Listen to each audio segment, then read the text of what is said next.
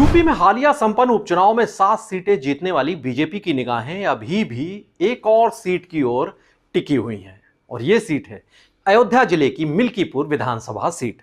विधिक वजहों से यहां के उपचुनाव अटक गए थे, लंबित रह गए थे, लेकिन अब इसकी राह की अड़चनें साफ हो चुकी हैं। आम चुनाव में राम मंदिर और हिंदुत्व के मुद्दे से जुड़ी अयोध्या संसदीय सीट पर मिली शिकस्त से आहत बीजेपी खेमा अब मिल्कीपुर विधानसभा सीट को अपने खाते में दर्ज करने को लेकर बेताब है, बेकरार है। मिल्कीपुर सीट पर मिली कोई भी जीत बीजेपी के लिए प्रतीकात्मक तौर से अहम होगी, तो इससे पार्टी को विपक्षी नैरेटिव के खिलाफ मनोवैज्ञानिक बढ़त पाने की भी भरपूर उम्मीदें हैं। नमस्कार, मैं हूं ज्ञानेंद्र शुक्ल। यूपी का ज्ञान में आज हम चर्चा करेंगे अयोध्या जिले की मिल्कीपुर विधानसभा सीट की, यहां के चुनावी समीकरणों की, और क्यों यह सीट बीजेपी के लिए प्रतिष्ठा का सवाल बन चुकी है, सम्मान का सबब बन चुकी है। आपको बता दें कि बीते महीने 15 अक्टूबर को निर्वाचन आयोग ने जब अपनी अधिसूचना जारी की थी तो यूपी की 9 विधानसभा सीटों के चुनाव का तो उसमें ऐलान था, उसका जिक्र था, लेकिन अयोध्या की मिल्कीपुर सीट के उपचुनाव को छोड़ दिया गया था। उसके बारे में चर्चा नहीं की गई थी, तो माना गया था कि ये उपचुनाव टल गए। चुनाव टलने पर सपा सुप्रीमो अखिलेश यादव ने तो बाकायदा तंज भी कसा था, एक पोस्ट लिखी थी एक्स पर, और बीजेपी का नाम नहीं लिया था, लेकिन यह कहा था कि जिसने जंग टाली है समझो उसने जंग हारी है। दरअसल तब चुनाव टालने के फैसले के पीछे निर्वाचन आयोग ने यह उसके पास एक दलील थी कि इस सीट से संबंधित याचिकाएं हाईकोर्ट में लंबित हैं, इसलिए यहां चुनाव के बाबत फैसला नहीं लिया गया है, टाल दिया गया है। मिल्कीपुर के पूर्व विधायक गोरखनाथ, उन्होंने साल 2022 में चुनाव लड़ा था विधानसभा का, लेकिन हार गए थे, और हारने के बाद उन्होंने समाजवादी पार्टी के जो विजयी उम्मीदवार थे अवधेश प्रसाद, उनके निर्वाचन को लेकर सवाल उठाते हुए एक याचिका दायर की थी। इसमें नामांकन की विसंगतियों को चुनौती दी गई थी।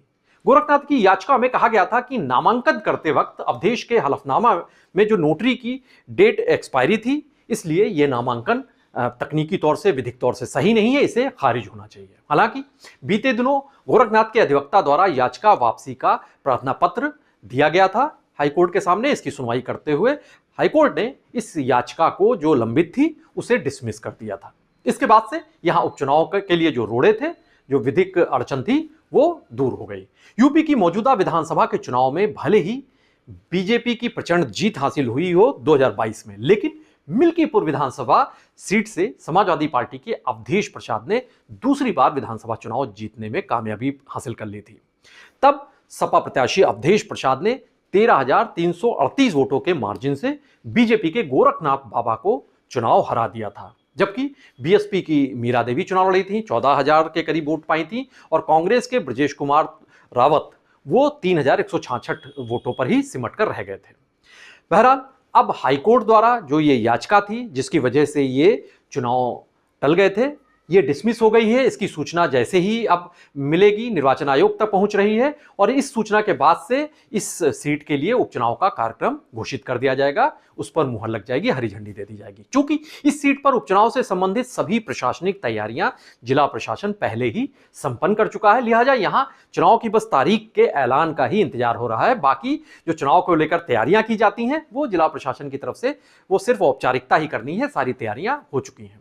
सांसद चुने जाने के बाद 2024 का जब चुनाव हुआ था, तो अवधेश प्रसाद ने 13 जून को विधानसभा की सदस्यता से अपना त्यागपत्र दे दिया था, और आगामी 12 दिसंबर को उनके त्यागपत्र दिए हुए 6 महीने पूरे हो जाएंगे, और अब जिसमें 2 ही हफ्ते का वक्त बचा हुआ है। ऐसे में जल्द से जल्द यहां चुनाव कराना ये संवैधानिक यहां पर बाध्यता है। संभावना है कि यहां पर जनवरी महीने तक यहां पर ये चुनाव हो जाएंगे। गौरतलब है कि इस साल लोकसभा चुनाव के नतीजे आने के बाद 25 जून को जब समाजवादी पार्टी के मुखिया अखिलेश यादव पहली बार संसद पहुंचे थे, तो एक तो 37 सीटें जीतने की उन्हें खुशी तो थी ही, लेकिन जब वो वहां पहुंचे तो उन्होंने एक हाथ में संविधान और दूसरे हाथ में फैजाबाद, यानी जो अयोध्या नाम से उसका नाम कर दिया गया जिले का, उसके सांसद अवधेश प्रसाद का हाथ उनके हाथ में था।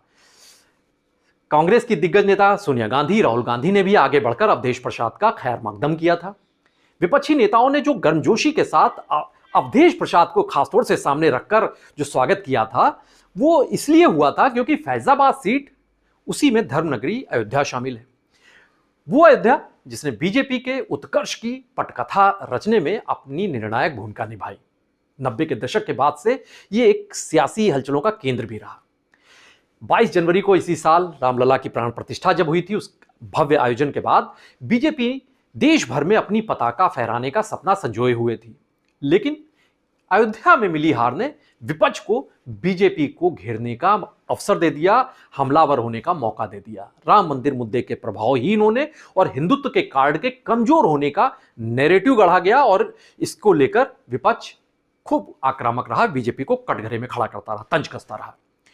इस हार की टीस को मिटाने के लिए बीजेपी ने अयोध्या की मिल्कीपुर सीट और अयोध्या से ही जुड़ी हुई कटेहरी सीट, अंबेडकर नगर जिले में आती है, वहां पर जीत पाने की रणनीति तैयार की थी। इन दोनों ही सीटों का जिम्मा खुद सीएम योगी आदित्यनाथ ने संभाला था। कटेहरी तो उन्होंने जीत ही ली है, अब मिल्कीपुर की बारी है। अनुसूचित जात के लिए सुरक्षित इस सीट पर तकरीबन 3.5 लाख के करीब वोटर हैं, जिनमें से 1.25 लाख के करीब दलित बिरादरी के वोटर हैं, 60,000 यहां पर यादव हैं, 30,000 यहां पर मुस्लिम बिरादरी के लिए उनके वोटर हैं, वो तादाद है उनकी।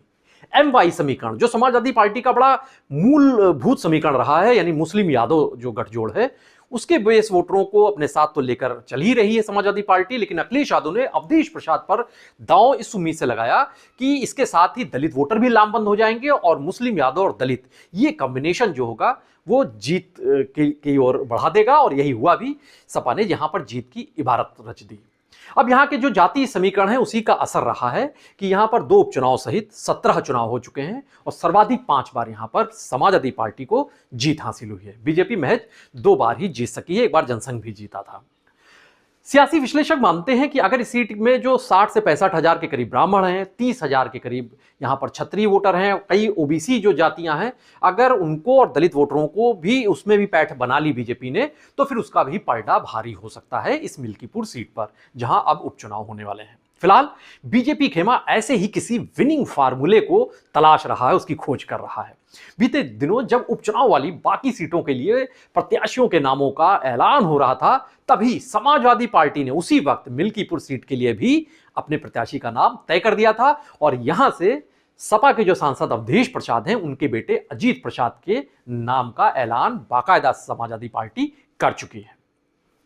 चूंकि बीएसपी मुखिया मायावती ने उपचुनाव में बुरी तरह परास्त होने के बाद एक फैसला लिया है, बड़ा फैसला लिया है कि अब वो देश भर में किसी भी उपचुनाव में हिस्सा नहीं लेंगी, तो जाहिर सी बात है बीएसपी इस चुनाव में भी नदारद रहेगी, यानी मिल्कीपुर सीट पर जब उपचुनाव होगा उसमें बीएसपी तो नहीं होगी फिलहाल मायावती के ऐलान के मुताबिक। अब बीजेपी खेमा बचा, वो जिताऊ चेहरे को लेकर मंथन कर रहा है। 7 विधानसभा सीटों पर जो जीत मिली है उससे बीजेपी रणनीतिकार खासे उत्साहित हैं और अब मिल्कीपुर सीट के लिए प्रत्याशी को खोज रहे हैं और माना जा रहा है कि जल्द ही नाम पर मुहर लग जाएगी, वो नाम सामने आ जाएगा कि कौन यहां से बीजेपी का प्रत्याशी होगा। 9 विधानसभा सीटों में से 7 पर जो बीजेपी ने जीत दर्ज की है, उससे अखिलेश यादव का जो पीडीए था, यानी पिछड़ा दलित अल्पसंख्यक का, ये एक बड़ा कार्ड था, दांव था, इसे करारा झटका दिया है। तो अब बीजेपी खेमा मिल्कीपुर सीट पर अपना प्रभाव कायम करके विपक्षी नैरेटिव को पूरी तरीके से नेस्तनाबूद करना चाहता है, ध्वस्त करना चाहता है और इसके लिए आक्रामक रणनीति तैयार करने में जुटा हुआ है। मिल्कीपुर सीट पर जो भी चुनावी गतिविधियां होंगी उस पर हमारी नजर लगातार बनी रहेगी और आप भी बने रहिए पीटीसी न्यूज उत्तर प्रदेश के साथ। नमस्कार।